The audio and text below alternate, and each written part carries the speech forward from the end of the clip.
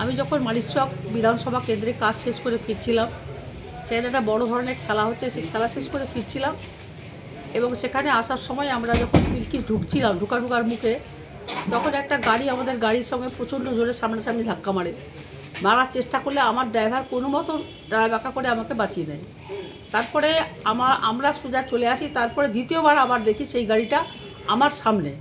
আইসিকে আমরা ফোন করেছি, আইসি সাহেবের সামনেও গাড়ি যাচ্ছে না, আমার সামনে আবার সেই গাড়ি। আমি যেখানে ওরা গাড়ি স্লো করছে এবং আমাকে ওরা প্রাণে মারার মানে একটা পরিকল্পনা তারা নিয়েছিল এবং আমার গাড়ির সঙ্গে ওরা স্লো করছে, যেটা আমাকে প্রথম ধাক্কা মেরেছিল।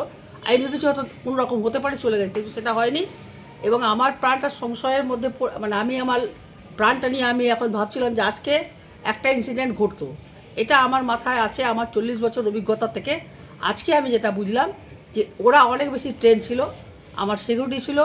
আমি দাঁড়া আইসিকে বলি এবং তৎক্ষণাৎ আমি আমার গাড়ি ওর গাড়ি যখন আমার গাড়ির সামনে দেখি, ফিরে গিয়ে আমি আবার নিজের এলাকার দিকে আমার থানার দিকে চলে যাই এবং আমাদের আইসি, নীলবাজার আইসি, আমাদের এসপি সাহেব সবাই মিলে তৎপরতার সঙ্গে আমাকে ওনারা করে বার করে দিয়েছেন। আমি বাড়িতে আছি, কিন্তু এখন অবধি গাড়িটাকে ওরা খোঁজাখুঁজি করছে।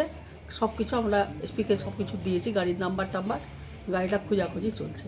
এই অবস্থায় আমার প্রাণ এখন সংশয়ের মুখে এবং আমার এতটা আমি অভিজ্ঞতামূলক কাজ করি, এত রাত 10টা 12টা 1টা বাড়িতে আসি, এরকম জীবনে আমার হয়নি।